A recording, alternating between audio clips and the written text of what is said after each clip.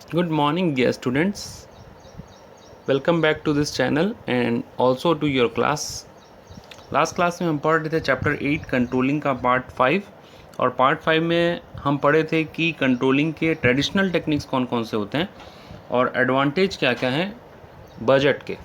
आज हम पढ़ेंगे मॉडर्न टेक्निक्स के बारे में कि मॉडर्न टेक्निक्स कौन कौन से होते हैं, वो हम यहाँ पे पढ़ेंगे आज, जो कि बहुत इंटरेस्टिंग टॉपिक भी है और आपको ऐसा लगेगा कि कुछ नया चीज़ पढ़ने को मिला। तो एज यू ऑल नो कि कंट्रोलिंग जो चैप्टर है उसका लास्ट जो पार्ट 4 में हम पढ़े थे प्रोसेस ऑफ कंट्रोलिंग। उसके बाद कंट्रोलिंग के 2 टाइप के टेक्निक होते हैं, मैं आपको लास्ट क्लास में बताया था, मैं वो चीज़ एक बार फिर से बता दूं। कंट्रोलिंग यहाँ पे जो चैप्टर है इसके कंट्रोलिंग करना है वो तो पता है, कंट्रोलिंग का मतलब क्या होता है, उसको कैसे करेंगे उसके 2 टेक्निक है। पहला है कंट्रोलिंग के ट्रेडिशनल टेक्निक और दूसरा है मॉडर्न टेक्निक।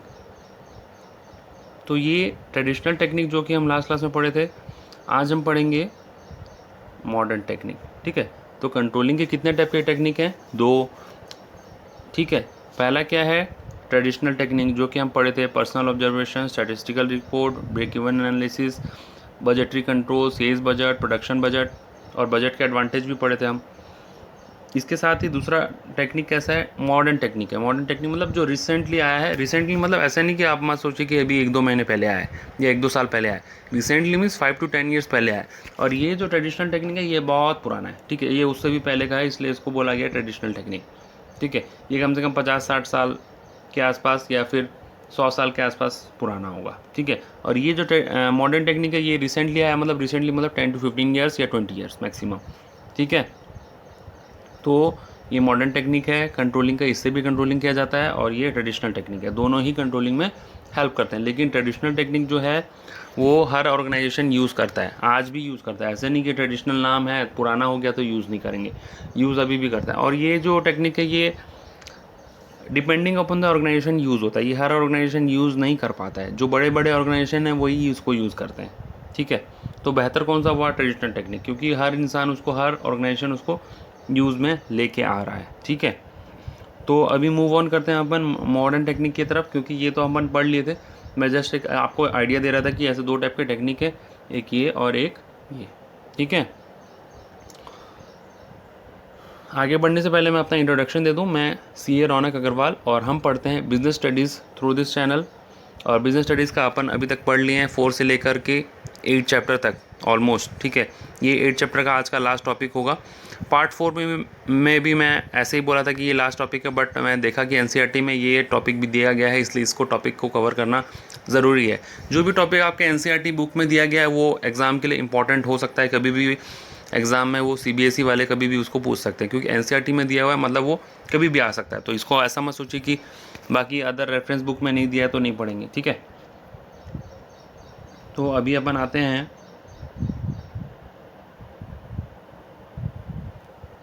मॉडर्न टेक्निक की तरफ। ठीक है,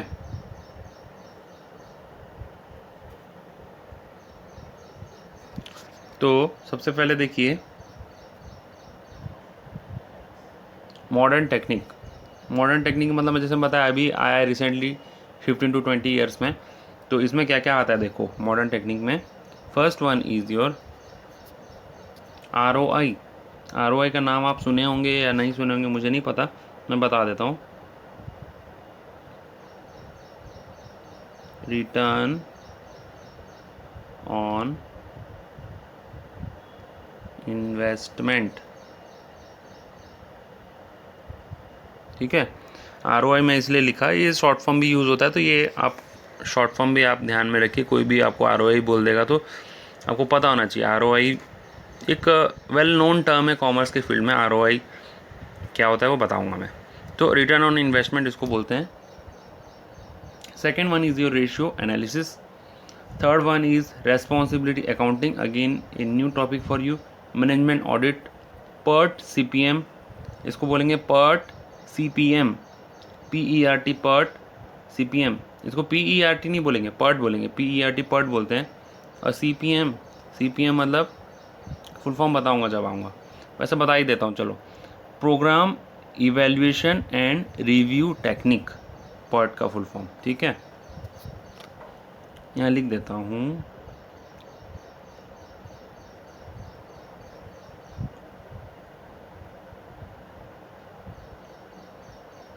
program evaluation and review technique.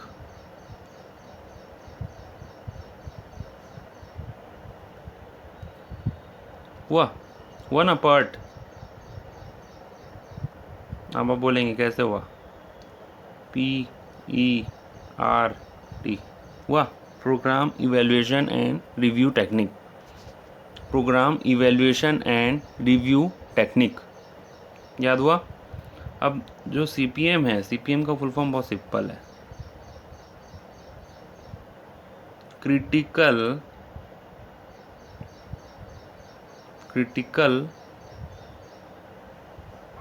Path method. समझ में? क्रिटिकल पाथ मेथड, जिसको हम CPM बोलते हैं। तो ये CPM ये वाला है, यहाँ पे लिखा, और ये पार्ट ये वाला। ठीक है, फुल फॉर्म हो गया। अब मैं हटा दूंगा, फिर उसके बाद में फिर नॉर्मल टाइम में पार्ट CPM बोलूँगा, फिर मत पूछना मेरे को, ठीक है ना? तो पार्ट और CPM का लिख लिया आप, फुल फॉर्म लिख लीजिए आप अपने साइड में, कहीं पे भी आप लिखेंगे, कॉपी में, बुक में, जिसमें लिखेंगे लिख लीजिए।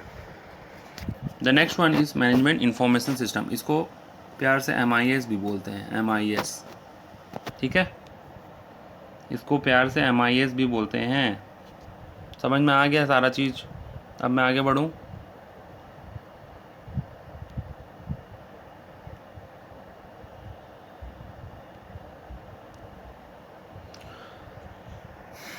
तो देखो, एकदम सिंपल टॉपिक है, मतलब इसमें कोई टेक्निकलिटीज़ है ही नहीं। जिसमें टेक्निकलिटीज़ होंगे मैं बताऊंगा आपको, टेंशन मत लीजिए उसके लिए। तो पहला है रिटर्न ऑन इन्वेस्टमेंट। बहुत ही छोटा सा टॉपिक है, बहुत सिंपल है। रिटर्न ऑन इन्वेस्टमेंट जो टेक्निक है वो भी बहुत सिंपल है, बताता हूँ क्या है। ये ROI को हटा देता हूँ। अब आप एक्सपर्ट बन गए, ROI में बोलूँगा तो आप जान जाएंगे। ठीक है, तो ROI मतलब रिटर्न ऑन इन्वेस्टमेंट, जैसा कि हम जानते हैं। रिटर्न ऑन इन्वेस्टमेंट जैसे यहाँ पे लिखा हुआ था उसी में आंसर था, मैं बेकार का मिटाया है इसको।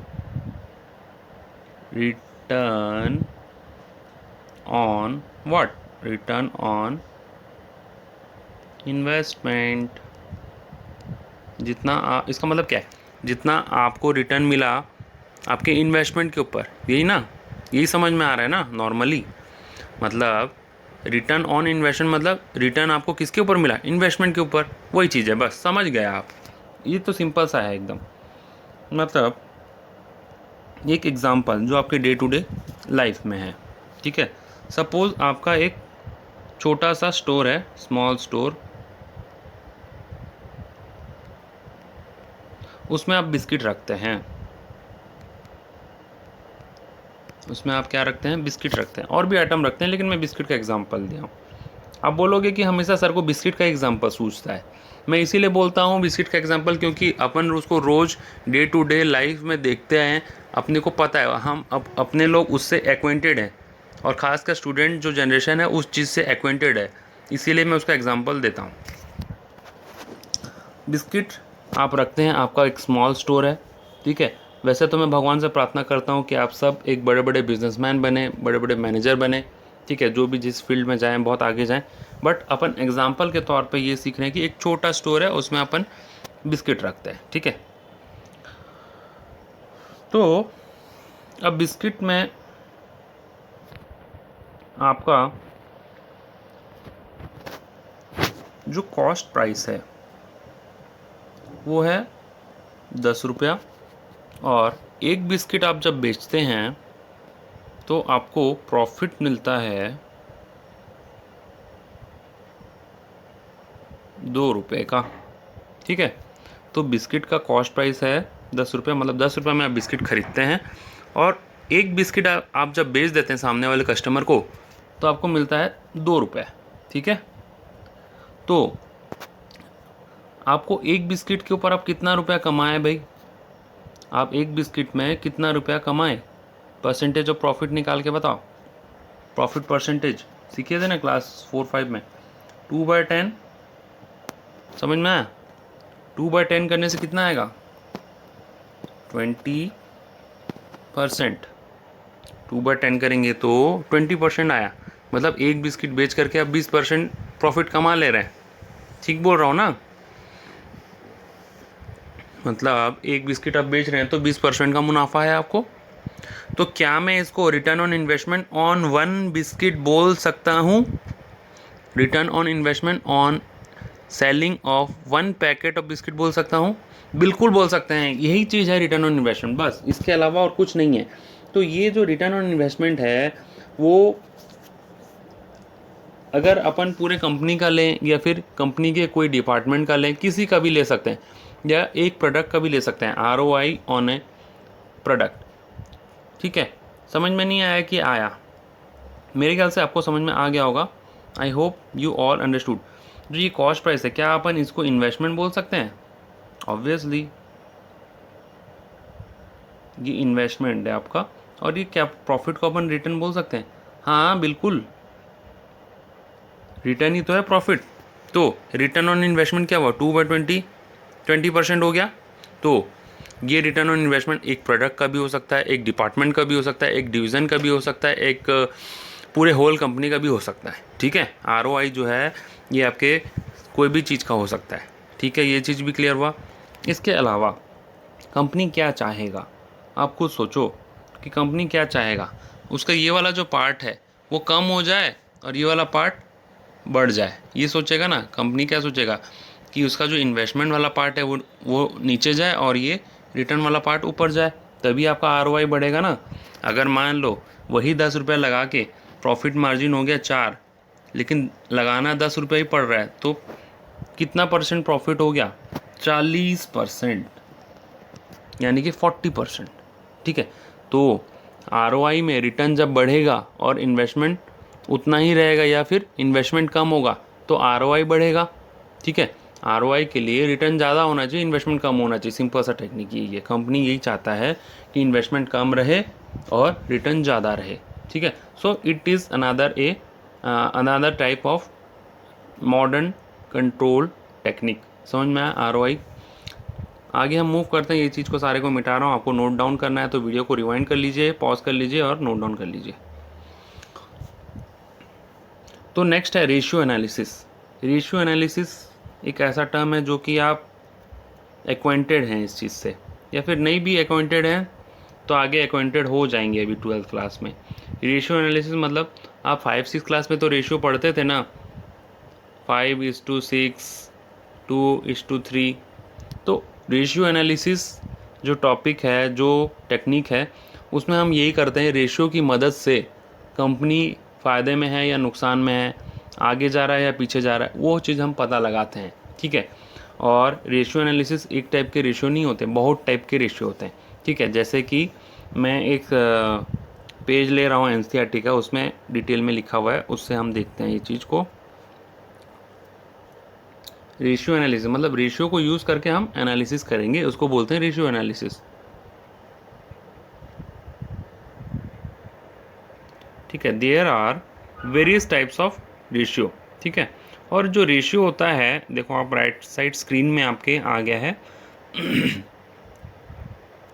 हाँ, तो रेशियो एनालिसिस जो है कॉमनली यूज टेक्निक है और बहुत सिंपल है ये। क्योंकि देखो आजकल के ज़माने में हर किसी को शॉर्टकट में चाहिए हर चीज़। तो कंपनी का प्रॉफिट हो रहा है या नहीं हो रहा है, रेशियो देखते ही पता चल जाता है। और रेशियो कैलकुलेट इजीली कर दिया जा सकता है। रेशियो को इजीली कैलकुलेट किया जा सकता है और कंपनी का प्रॉफिट पता लगाया जा सकता है।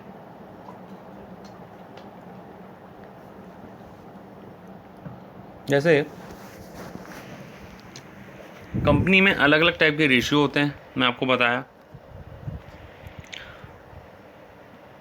देखो कुछ कंपनी में मतलब कंपनी में कितनी टाइप के रेशियो होते हैं, types of ratio. Liquidity ratio होता है, सॉल्वेंसी रेशियो होता है, प्रॉफिटेबिलिटी रेशियो, टर्नओवर रेशियो। ठीक है, बेसिकली ये 4 टाइप के रेशियो होते हैं। ठीक है, ये ब्रॉड हेडिंग है, इसके अंदर में अब 2 टाइप के रेशियो होते हैं। Likewise solvency is a broad heading, इसके अंदर में 3 टाइप के रेशियो होते हैं। Profitability is a broad heading, मतलब ये टाइप है और इस टाइप के अंदर में ये सारे रेशियो हैं एक्चुअल में, ठीक है। And turnover is a broad heading, और इसके अंदर में 3 टाइप के टर्नओवर रेशियो होते हैं। सॉरी। तो फर्स्ट अपन जानते हैं कि लिक्विडिटी रेशियो क्या होता है। लिक्विडिटी रेशियो मतलब जो आपके कंपनी में कैश का अवेलेबिलिटी है उसको हम बोलते हैं लिक्विडिटी, ठीक है। आपके कंपनी में कैश का होना या ना होना उस चीज़ को कौन बताएगा? ये लिक्विडिटी रेशियो कैश के बारे में बताता है, ठीक है। Second one is solvency ratio. Solvency means आपके कंपनी आगे आने वाले सालों में टिक पाएगा या नहीं, ये बताएगा आपका solvency ratio. That means your company is solvent और not, it will be justified by solvency ratio, ठीक है। इसमें आता है डेप्थ equity ratio, proprietary ratio, interest coverage ratio. डेप्थ इक्विटी रेशियो मतलब आपके कंपनी में डेप्थ और मतलब कितने इक्विटी के लिए आपके कंपनी में कितना डेप्थ है। और डेप्थ और इक्विटी का मतलब मेरे से मत पूछना, अभी मैं क्लास 11th में आप पढ़े हैं ये चैप्टर 7 और बिजनेस स्टडीज़, उसमें आप डिवेंचर जो होता है वो डेप्थ होता है, जो लोन होता है वो डेप्थ होता है, और इक्विटी का मतलब तो आप जानते हैं इक्विटी शेयर होल्डर। तो इक्विटी शेयर होल्डर कितने हैं और डिवेंचर होल्डर या फिर लोन आपका कंपनी में कितना है, उन दोनों का जो रेशियो होता है उसको हम बोलते हैं डेप्थ इक्विटी रेशियो, ठीक है।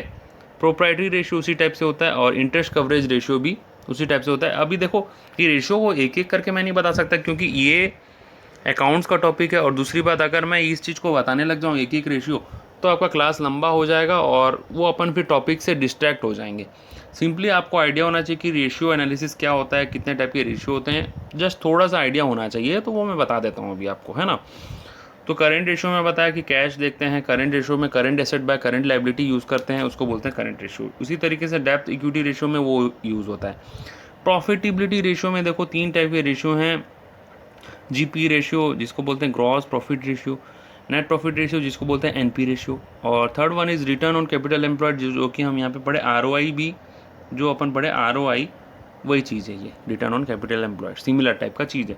जीपी रेशियो का फॉर्मूला क्या होता है?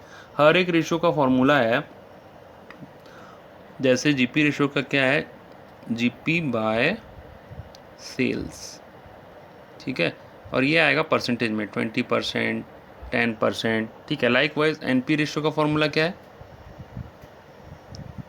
NP by sales.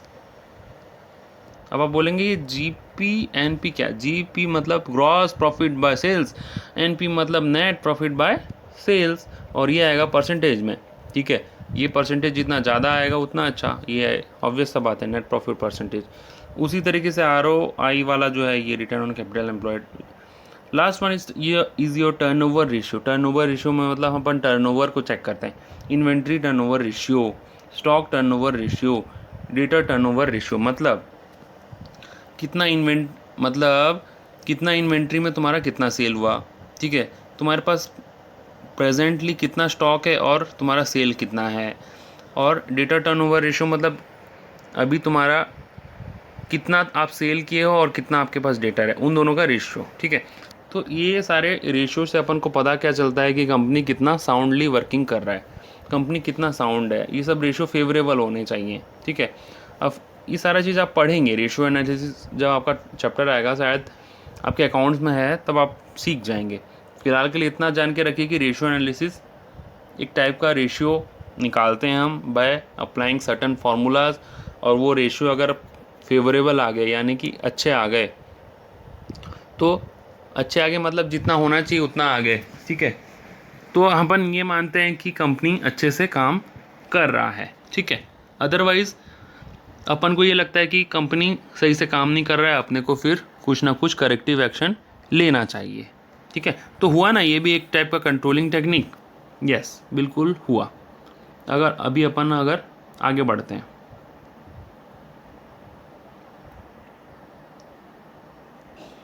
अब नेक्स्ट है responsibility accounting, it is a new topic for you, first time सुने होगे मेरे ख्याल से। अब रेस्पॉन्सिबिलिटी अकाउंटिंग मतलब कुछ नहीं है। देखो पहले यहाँ देख लो कि हर एक डिपार्टमेंट को कुछ ना कुछ जिम्मा दे दिया जाता है, ठीक है। रेस्पॉन्सिबिलिटी मतलब जिम्मा देना ना, तो हर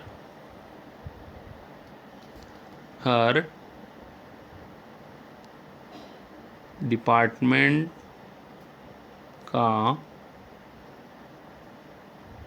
कोई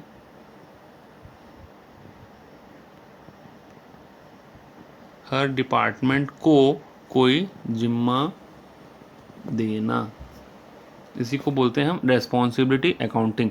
सिंपल लैंग्वेज में अगर मैं बोलूँ तो यही है ये, बस हर डिपार्टमेंट को कोई ना कोई जिम्मा देना, ठीक है। अब देखो ये कौन से डिपार्टमेंट होते हैं, क्या जिम्मा दिया जाता है, वो अपन टेक्स्ट से देखा, मैं आपको बता देता हूँ, ठीक है। ऐसे बोलूँगा तो आपको समझ में नहीं आएगा। अब देखो जैसे कि रेस्पॉन्सिबिलिटी अकाउंटिंग मतलब हर डिपार्टमेंट को कोई ना कोई जिम्मा देना। अब देखो ऑर्गेनाइजेशन में बहुत सारे डिपार्टमेंट होते हैं, ठीक है। ये देखो पहला होता है कॉस्ट सेंटर। इसमें ना अलग अलग टाइप के डिपार्टमेंट बांटे जाते हैं, मैं आपको बोला। तो पहला होता है कॉस्ट सेंटर, ठीक है। कॉस्ट सेंटर को यही मतलब होता है कि कॉस्ट कितना है वो उसी से मतलब है, इसको रेवेन्यू से मतलब नहीं रहेगा, ठीक है। पहला है कॉस्ट सेंटर। कॉस्ट सेंटर मतलब कंपनी में कोई पर्टिकुलर डिपार्टमेंट को कॉस्ट सेंटर के नाम से डेडिकेट किया जाएगा। वो ये देखेगा कि कॉस्ट कितना लग रहा है, सही लग रहा है या नहीं, ज़्यादा तो नहीं हो गया, एक्सेस तो नहीं हो गया, उसको कॉस्ट से मतलब है, उसको रेवेन्यू से कोई मतलब नहीं है, ठीक है। So we can tell this department as cost centre, ठीक है। Next one is revenue centre, ठीक है। रेवेन्यू सेंटर का मतलब क्या है? A revenue centre is a segment of organisation which is primarily responsible for generating revenue. मतलब एक डिपार्टमेंट ऐसा है जो कि उसको सिर्फ रेवेन्यू से मतलब है। एग्जाम्पल के तौर पे अपन देख लेंगे कि सेल्स डिपार्टमेंट बोल दीजिए, मार्केटिंग डिपार्टमेंट बोल दीजिए, ठीक है। उसको सिर्फ रेवेन्यू से मतलब है, उसको ये नहीं फ़र्क पड़ता कि डिपार्टमेंट का कॉस्ट कितना लग गया, प्रोडक्ट का कॉस्ट कितना है। उसको इतना मतलब है कि ऑर्गेनाइजेशन में ज़्यादा से ज़्यादा रेवेन्यू जनरेट करके हमको देना है, ठीक है। Now the third one is profit centre, ठीक है। उसी तरीके से प्रॉफिट सेंटर का क्या जिम्मेदारी? A profit centre is a segment of organisation whose manager is responsible for both revenue and cost. मतलब जो प्रॉफिट सेंटर है इसको अब मतलब है दोनों से, रेवेन्यू से भी मतलब है और कॉस्ट से भी मतलब है, ठीक है। For example, repair and maintenance department of organization may be treated as profit center if it is allowed to bill other production department for services provided to them। मतलब जो आपका रिपेयर एंड मेंटेनेंस डिपार्टमेंट है, organisation का repair and maintenance department है, ये देखो repair and maintenance department, वो उसको हम माना जाता है वो रेवेन्यू सेंटर भी है और कॉस्ट सेंटर भी है। कब? जब वो अपना सर्विस प्रोवाइड करने का बिल दूसरे डिपार्टमेंट को देता है। जब वो, यहाँ पे लिखा हुआ है ना, if it is allowed to bill other production department for the service provided to them. मतलब जो प्रॉफिट सेंटर है, मतलब जो रिपेयर एंड मेंटेनेंस डिपार्टमेंट है, वो अपना बिल दूसरे डिपार्टमेंट को देता है, चार्ज करता है, तो उसको हम रेवेन्यू सेंटर और कॉस्ट सेंटर दोनों माना जाता है, ठीक है। हम उसको दोनों मानते हैं, ठीक है। Likewise fourth centre is your investment centre, ठीक है। Fourth centre is your investment centre and investment centre is responsible not only for profit but also for investment made in the centre in the form of assets. मतलब ये क्या बोलता है कि investment centre जो है, इसको अब इन्वेस्टमेंट से तो मतलब है ही है और प्रॉफिट से भी मतलब है, ठीक है। अब इन्वेस्टमेंट सेंटर खुद का काम तो करेगा कि इन्वेस्टमेंट कितना कर रहे हैं हम, ठीक है, ज़्यादा तो नहीं कर रहे हैं, और इसको प्रॉफिट से भी मतलब है, प्रॉफिट सही हो रहा है या नहीं हो रहा है, ठीक है। तो इसका जिम्मा क्या क्या है, इन्वेस्टमेंट और प्रॉफिट। इसका जिम्मा क्या क्या है, कॉस्ट और प्रॉफिट, ठीक है। और रेवेन्यू सेंटर का जिम्मा क्या है, सिर्फ रेवेन्यू। कॉस्ट सेंटर का जिम्मा क्या है, सिर्फ कॉस्ट, ठीक है। तो रेस्पॉन्सिबिलिटी अकाउंटिंग में अपन यही करते हैं कि हर एक डिपार्टमेंट को एक एक ज़िम्मा दे दिया जाता है, ठीक है। और फिर उस डिपार्टमेंट को उस जिम्मा से रिलेटेड जो भी चीज़ पूछना होगा उसी डिपार्टमेंट को हम पूछेंगे, दूसरे को नहीं पूछेंगे। अपन प्रॉफिट सेंटर को ये नहीं पूछेंगे कि कॉस्ट क्यों ज़्यादा हो गया, ठीक है। अपन यहाँ रेवेन्यू सेंटर को ये नहीं पूछेंगे कि कॉस्ट क्यों ज़्यादा हो गया, ना ही कॉस्ट सेंटर को हम ये पूछेंगे कि रेवेन्यू कम कैसे हो गया, ठीक है। तो आई होप आपको समझ में आ गया होगा रेस्पॉन्सिबिलिटी अकाउंटिंग। उसके बाद है मैनेजमेंट ऑडिट, ठीक है। तो देखो मैनेजमेंट ऑडिट जैसे नाम से पता चल रहा है आपको, ये सिंपल सा कंट्रोल टेक्निक है। इसमें हम चेक करते हैं कि जो मैनेजमेंट है कंपनी के मैनेजमेंट है, चाहे हो टॉप, चाहे हो मिडिल, चाहे हो लोअर, ये लोग अच्छे से काम कर रहे हैं या नहीं, ये मैनेजमेंट ऑडिट का काम होता है, ठीक है। ये लोग प्रॉपरली फंक्शंस ऑफ मैनेजमेंट को अप्लाई कर रहे हैं या नहीं। अब आप बोलेंगे सर फंक्शन ऑफ मैनेजमेंट सुना सुना लगता है, क्या है ये फंक्शन ऑफ मैनेजमेंट? वही है बेटा, planning, organising, staffing, directing, controlling, ठीक है। पॉज डीसी, जिसका कि हम अभी कंट्रोलिंग पढ़ रहे हैं, ठीक है। तो पॉज डीसी जो है उसको हम बोलते हैं, पॉज डीसी को फंक्शंस ऑफ मैनेजमेंट। तो मैनेजमेंट ऑडिट वाले क्या चेक करते हैं, मैनेजमेंट ऑडिट मतलब बाहर से ऑडिटर्स आते हैं, मेरे जैसे ऑडिटर्स, हमारे जैसे ऑडिटर्स, जो कि चेक करते हैं मैनेजमेंट अपना काम सही से कर रहा है या नहीं, फंक्शंस ऑफ मैनेजमेंट जो ये है उसको अप्लाई कर रहा है या नहीं, ऑर्गेनाइजेशन सही से चल रहा है या नहीं, उस सारा चीज़ को हम चेक करते हैं। कौन? मैनेजमेंट ऑडिटर्स, ठीक है। उसको बोलते हैं हम management audit.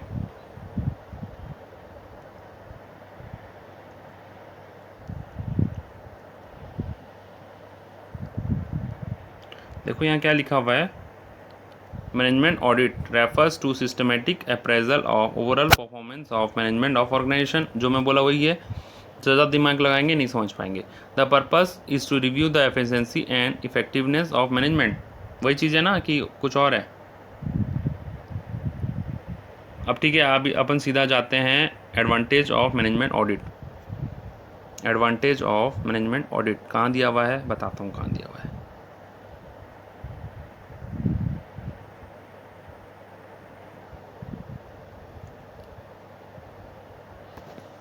Advantage of management audit are as follows, ठीक है। तो क्या क्या एडवांटेज है भाई? It helps to locate present and potential deficiency. Locate present and potential deficiency मतलब अभी वर्तमान स्थिति में जो डेफिशिएंसी है या फिर आने वाली स्थिति में जो डेफिशिएंसी होगा वो बताता है, ठीक है। In the performance of home, in the performance of management. Obviously management audit तो मैनेजमेंट के लिए हो रहा है, तो मैनेजमेंट में जो डेफिशिएंसी वही बताया जाएगा, ठीक है। Second thing is it helps to improve the control system of organisation.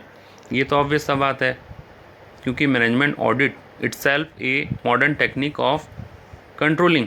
सो ये कंट्रोल सिस्टम के बारे में तो बताएगा ही ना, और उसको इम्प्रूव करने में भी हेल्प करेगा, ठीक है। Third one is it improves coordination in the functioning of various department so that they work together effectively towards the achievement of organization objective। मतलब जो अलग अलग डिपार्टमेंट हैं उनके बीच में कोऑर्डिनेशन लाता है। जैसे कि प्रोडक्शन डिपार्टमेंट है, सेल्स डिपार्टमेंट है। प्रोडक्शन वाले बोलेंगे कि हमको सेल्स वाले से क्या मतलब, हम तो हमारा प्रोडक्शन कर रहे हैं, और सेल्स वाले बोलेंगे हमको प्रोडक्शन से क्या मतलब, हम तो हमारा सेल्स कर रहे हैं, ठीक है। प्रोडक्शन वाले ये बोलेंगे हमको प्रोडक्शन करना है, सेल्स वाले बोलेंगे हमको सेल्स करना है। अब ये उनको समझाएगा कौन, कि अगर प्रोडक्शन कॉस्ट हाई हो जाएगा तो सेल करना मुश्किल हो जाएगा, ठीक है। और सेल्स वाले को ये कौन समझाएगा कि अगर प्रोडक्शन सही से नहीं हुआ, क्वालिटी सही से प्रोड्यूस नहीं हुआ, तो वो लोग सेल नहीं कर पाएंगे, ठीक है। और अगर प्रोडक्शन नहीं किए तो वो लोगों सेल क्या खाक करेंगे, कुछ नहीं कर पाएंगे। तो ये बात है कि प्रोडक्शन और सेल्स डिपार्टमेंट दोनों का साथ में तालमेल होना, दोनों को साथ में चलना ज़रूरी है और कोऑर्डिनेशन होना ज़रूरी है। तो ये जो मैनेजमेंट ऑडिट है ये कोऑर्डिनेशन करवाने में भी हेल्पफुल माना जाता है। ठीक है। It ensures updating of existing managerial policies and strategies. जो पॉलिसी वगैरह होता है, जैसे कि मान लो पॉलिसी मतलब अपन प्लानिंग चैप्टर में पढ़े थे, पॉलिसी स्ट्रेटजी जो प्लान होते हैं उनको चेंज करना पड़ता है टाइम टू टाइम। तो उनको चेंज करने में भी उनको सही से वो बने हैं कि नहीं, वो सब भी चेक कौन करता है, मैनेजमेंट ऑडिटर। ठीक है। और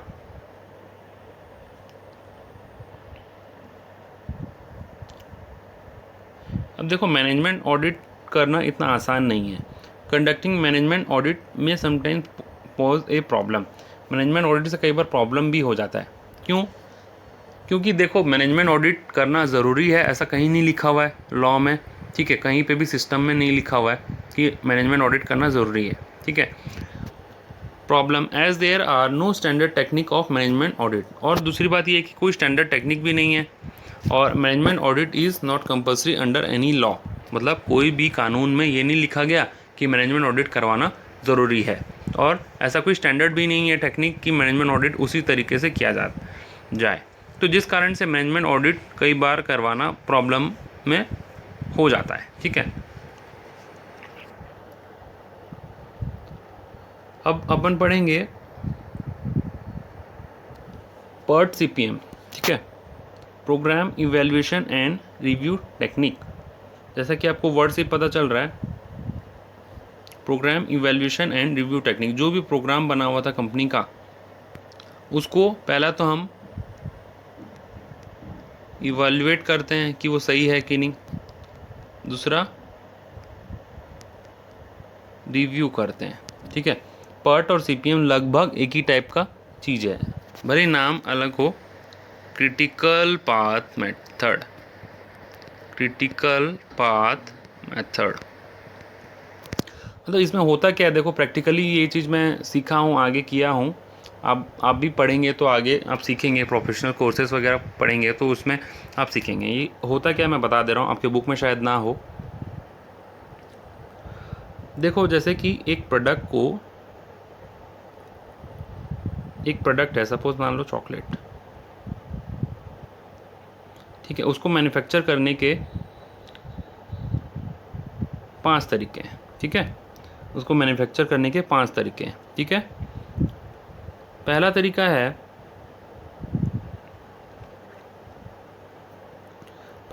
है कि पहले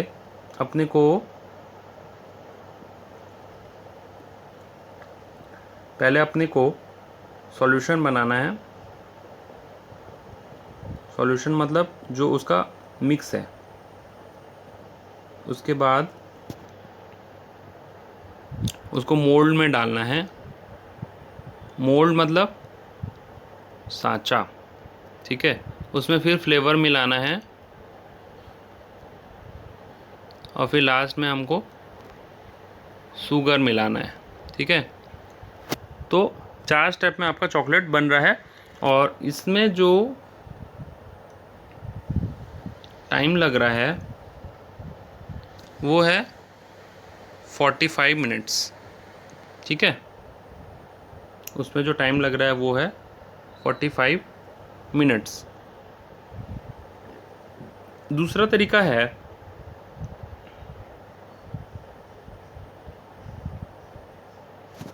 सेकेंड वन इज सॉल्यूशन में ही अपन को फ्लेवर, शुगर सब कुछ मिक्स करना है, उसको मोल्ड में डालना है एंड उसको लास्ट में कूल करना है। इसमें अपने को लगेगा 30 मिनट्स। ठीक है। तो इन दोनों में से कौन सा बेटर हुआ? ऑब्वियस सा बात है कि 30 मिनट्स में जो बन रहा है वो कम टाइम में जो बन रहा है वो अच्छा होगा, कंपनी के लिए वो अच्छा होगा, ठीक है। जो अपना जो पाथ में, इसको बोलते हैं ना क्रिटिकल पाथ, मतलब जो ये एक पाथ है, ये एक पाथ है। प्रोग्राम इवैल्यूएशन रिव्यू टेक्निक में भी यही होता है, ये एक पाथ है, ये एक पाथ है, उसमें से जो बेटर पाथ है, पाथ मतलब रास्ता, तो उसको चूज़ करना होता है, ठीक है। तो पार्ट सीपीएम में यही चीज़ होता है कि जो पाथ है उसमें उसको हम अपने को चूज़ करना है, बेस्ट पाथ चूज़ करना है, ठीक है।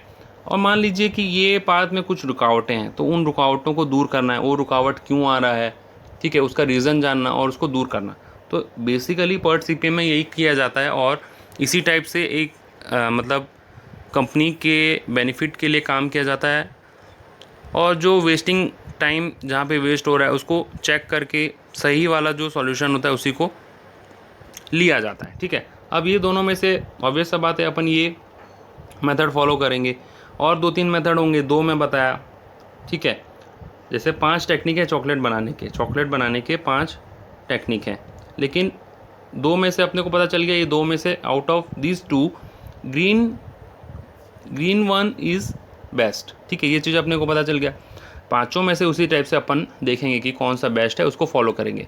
उसको फॉलो करने के बाद जो उसमें रुकावट आएगा, कोई पर्टिकुलर प्रोसेस में रुकावट आ गया, जैसे मान लो मोल्डिंग करने में रुकावट है, तो अपन उसको दूर करेंगे, उसका प्रोसेस भी चेंज कर सकते हैं। तो बेसिकली पर्ट सीपीएम में यही सारा की चीज़ फॉलो किया जाता है, जैसे कि टाइम कम लगे, जो रास्ता अपन फॉलो कर रहे हैं वो सही है या नहीं, ये सारा चीज़ को अपन चेक करते हैं पर्ट और सीपीएम में। So it is also a one of the type of modern control technique. Now the last one is management information system. Management information system कोई टेक्निक नहीं है, बल्कि ये एक इंफॉर्मेशन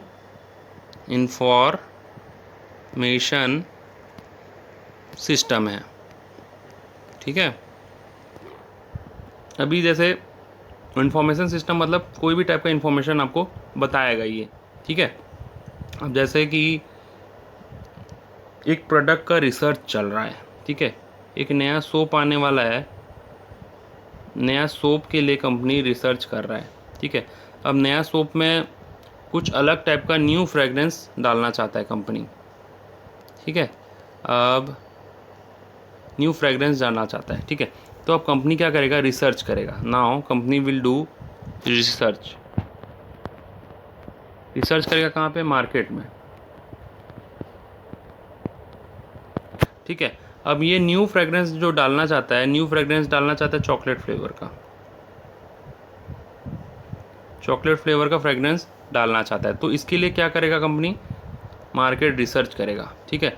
रिसर्च किया कंपनी, और ये सारा रिसर्च करने के बाद कंपनी के पास क्या आएगा, डेटा मतलब कोई बोलेगा हमको पसंद है, कोई बोलेगा नहीं पसंद है। मार्केट रिसर्च में तो यही होता है ना, गली गली घूमते हैं, सबके घर में घूमते हैं और पूछते हैं कि मैडम आपको ये सोप पसंद आएगा या नहीं, आपको ये सोप पसंद होगा या नहीं। तो या फिर कोई मार्केट का स्टडी करते हैं, उसको बोलते हैं मार्केट रिसर्च, जिसमें अपन यही जानते हैं कि जो हम प्रोडक्ट लाने वाले हैं, कौन सा न्यू सोप चॉकलेट वाला, वो मार्केट में फ्यूचर में चलेगा या नहीं। तो उसमें अपन को जो डेटा मिलेगा वो डेटा को स्टोर करके रखेंगे। और जो टॉप मैनेजमेंट है, बड़े बड़े कंपनी के बड़े बड़े लोग, ठीक है, टॉप मैनेजमेंट जो CEO, CFO, ठीक है, ये सारे लोग क्या करेंगे, वो इन्फॉर्मेशन को चेक करेंगे। तो वो जो लोगों को चेक करेंगे, ये जो डेटा को वो लोग चेक किए, उनको कोई ना कोई सॉफ्टवेयर तो चाहिए ना, ये सारा डेटा थोड़ी ना आप उनको मुंह से बोलोगे कि उसने हाँ बोला, उसको ये प्रोडक्ट अच्छा लगा, उसको ये अच्छा नहीं लगा, नहीं, ऐसा नहीं होगा। वो एक सॉफ्टवेयर में डाला जाएगा। ये जो डेटा है ना, ये डेटा को ना सॉफ्टवेयर में डाला जाएगा, और उस सॉफ्टवेयर से ये बड़े बड़े लोगों को सब पता चल जाएगा कि जो ये लोग रिसर्च किए हैं उसका पूरा डिटेल एनालिसिस इनको पता चल जाएगा, ठीक है। इसी को बोलते हैं, वो सॉफ्टवेयर को ही बोलते हैं मैनेजमेंट इन्फॉर्मेशन सिस्टम। ऐसा एक सिस्टम जो मैनेजमेंट को इन्फॉर्मेशन प्रोवाइड करे time to time related to anything, वो उसी सिस्टम को बोलते हैं मैनेजमेंट इन्फॉर्मेशन सिस्टम। और ये एक सिस्टम है, ये कोई टेक्निक नहीं है, ठीक है, मैनेजमेंट इन्फॉर्मेशन सिस्टम। हालांकि इसको टेक्निक में बोल दिया गया है, बट ये कोई इसमें कोई प्रोसेस नहीं होता, इसमें एक सिस्टम होता है जिससे कि इन्फॉर्मेशन बताया जाता है किसको, टॉप मैनेजमेंट को। और टॉप मैनेजमेंट उस इन्फॉर्मेशन के बारे में जितना ज़्यादा जानकारी जानना चाहते हैं, जो जानकारी लेना चाहते हैं, वो उससे ले सकते हैं। इसके अलावा सोप के अलावा ये जो सोप के बारे में चल रहा था ना, सोप के अलावा मान लो उनको कुछ और इन्फॉर्मेशन चाहिए, ठीक है, तो वो नेट से भी कनेक्टेड रहता है, वो इन्फॉर्मेशन सिस्टम नेट से भी रहता है, मतलब इंटरनेट से भी कनेक्टेड रहता है। उसके अलावा भी जो इन्फॉर्मेशन चाहिए वो भी ले सकते हैं, दूसरे कंपनी का इन्फॉर्मेशन भी ले सकते हैं। तो कुल मिलाकर के ये किसी भी टाइप का इन्फॉर्मेशन प्रोवाइड करने में हेल्प करता है, किसको, टॉप मैनेजमेंट को, ठीक है। तो this was about your management information system, ठीक है। So with this we have completed our technique, modern technique, ठीक है। मॉडर्न टेक्निक में अपन आज 6 टाइप के टेक्निक पढ़े, ROI, ratio analysis, responsibility accounting, management audit, PERT CPM, management information system. I hope आपको ये सारा टॉपिक समझ में आया होगा। पिछले क्लास में हम पढ़े थे ट्रेडिशनल टेक्निक, आज हम पढ़े मॉडर्न टेक्निक, और इसके साथ ही हम अपन जो चैप्टर 8 का पार्ट 6 था वो अपन कंप्लीट कर लिए, कंट्रोलिंग वाला पार्ट अपन ख़त्म कर लिए चैप्टर। इसी के साथ चैप्टर 8 भी ख़त्म हो रहा है आप लोगों का। आगे अपन करेंगे NCERT क्वेश्चंस और केस स्टडी, और उसके बाद अपन करेंगे चैप्टर 8 का कंप्लीट रिवीजन, ठीक है। तो I hope you all enjoyed this video. Thank you for watching this video. Tell your friends if you really like this video, tell your friends that this channel is good, और इसको आप देखने से इसको आपको फ़ायदा होगा। और इसी तरीके से आप डेली बेसिस में आप वीडियो देखते रहिए और इससे आपका फ़ायदा होते जाएगा। Thank you for watching this video again, and have a wonderful day ahead. Bye bye.